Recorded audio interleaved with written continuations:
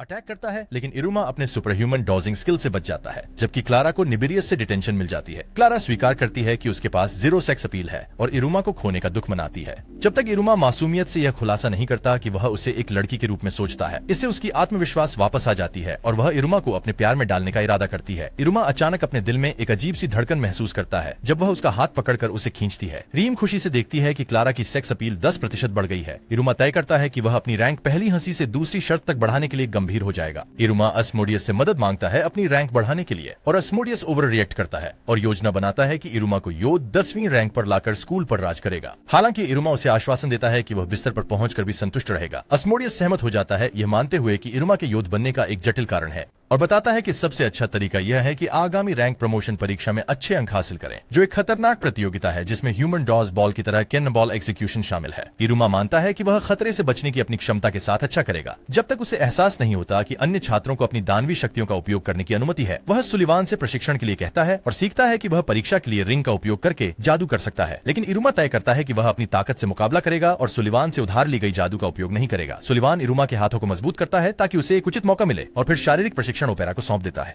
इरुमा ball को पकड़ने के लिए संघर्ष करता है क्योंकि उसकी प्रवृत्ति अभी भी बचने की होती है, लेकिन वह हार नहीं मानता और यहाँ तक कि उसे अस्मोडियस और क्लारा से मदद भी मिलती है। एक हफ्ते बाद भी वह बॉल नहीं पकड़ पाता, लेकिन ओपेरा सुलिवान को आश्वस्त करता है कि इरुमा निश्चित रूप से मजे कर रहा है। अंततः इरुमा बॉल को पकड़ने में सफल हो जाता है और ओपेरा सुलिवान को सूचित करता है कि इरुमा परीक्षा देने के लिए तैयार है। परीक्षा का दिन आता है। निबिरियस समझाता है कि उनकी रैंक उनके द्वारा पराजित किए गए विरोधियों के आधार पर बढ़ेगी, लेकिन केवल तभी जब वे जीतने वाली टीम हो। अस्मोडियस को अरुमा से अलग टीम में असाइन किया जाता है, लेकिन वह उसकी मदद करने का फैसला करता है। परीक्षा में अरुमा के सहपाठियों की अपनी शक्तियों का उपयोग करने के कारण तुरंत अफरा तफरी मच जाती है, जबकि क्लारा कोर्ट को कई बुलेट से भर देती है। अरुमा असली बॉल पकड़ लेता है केवल यह एहसास करने के लिए कि उसने इसे फेंकना कभी नहीं सीखा। सबनॉक अस्मोडियस को दिवा स्वप्न देखता हुआ पाकर उसे मारने की कोशिश करता है, लेकिन अस्मोडियस इसके बजाय सबनॉक को आउट कर देता है। अस्मोडियस बिना सोचे खिलाड़ियों को आउट करता रहता है जब तक कि केवल वह और अरुमा ही रह जाते हैं। अस्मोडियस कठिन फैसले में पड़ जाता है। अगर वह अरुमा को जीतने देता है तो वह अरुमा की रैंक बढ़ाने में मदद कर सकता है, लेकिन साथ ही अपने सभी मेहनत को भी नष्ट कर सकता है।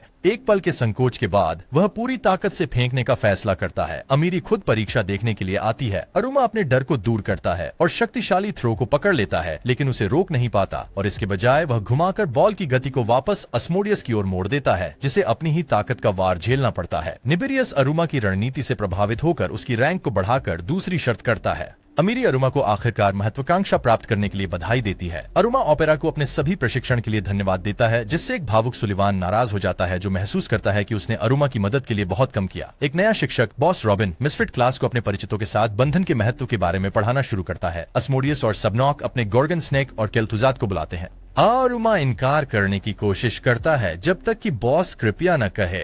इसीलिए अरुमा एक गुस्से वाले निबिरियस को बुलाता है। बॉस अरुमा को याद दिलाता है कि उसे निबिरियस द्वारा लिखे गए नियमों के अनुसार अपने फैमिलियर को नियंत्रित करना होगा।